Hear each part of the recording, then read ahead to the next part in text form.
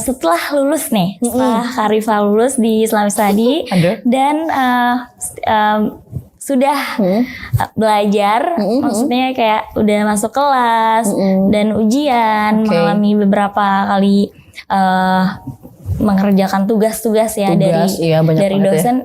Apa kesulitan yang Kak Rifa dapatkan di sini?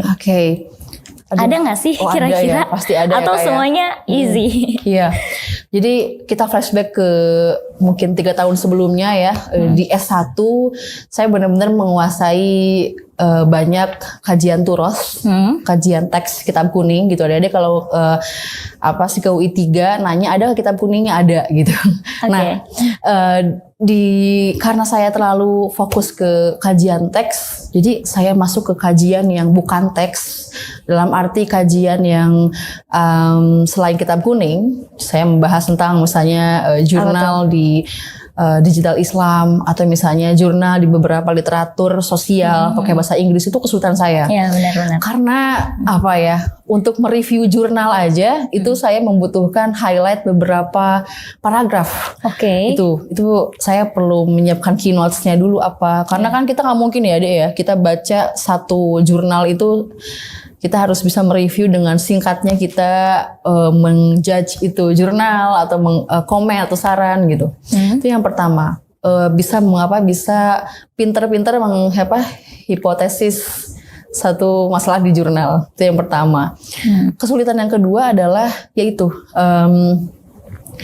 kalau akses jurnal sih oke di sini ya. Jadi akses jurnal, buku di sini tuh lengkap banget. Lengkap ya. Iya. Yang kedua, pemahaman saya atas kajian pendekatan selain tafsir dan hadis gitu ya, selain kajian turos itu membutuhkan waktu yang lama.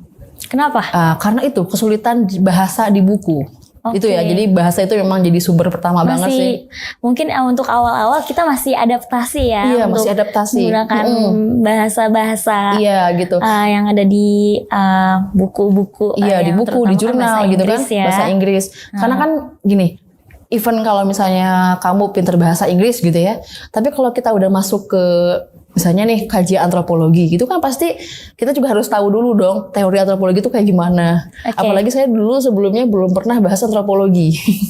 Jadi antropologi dibahas di sekarang S2, pendekatan antropologi, yang mana saya juga harus tahu dulu apa itu antropologi, ada berapa subjek antropologi itu, ada berapa sih tipenya gitu.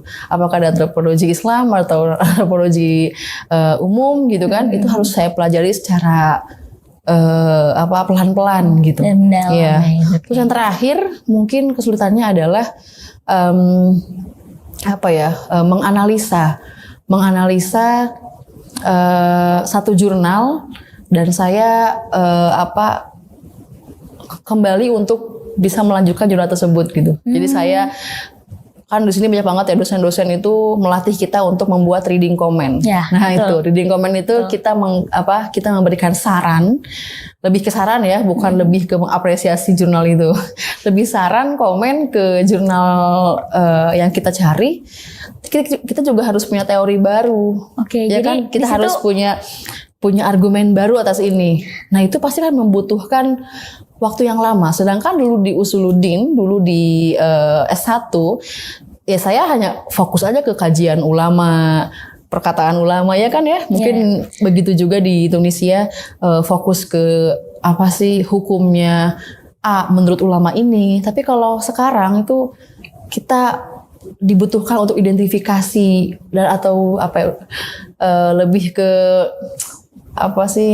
make sure gitu.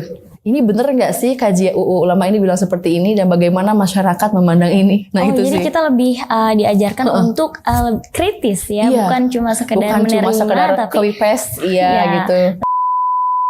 Karena mungkin yang tadi saya bicarakan Islamic Studies di Triple IU itu cukup berbeda pandangannya dan kajiannya dengan apa yang dikaji di kuliah sebelumnya. Jadi saya mungkin harus jongkir balik gitu ya. Gaya nulis saya itu di tesis itu masih lemah. Jadi saya masih gaya obrolan saya gitu. Kultur akademik barat atau timur? Aduh susah ya.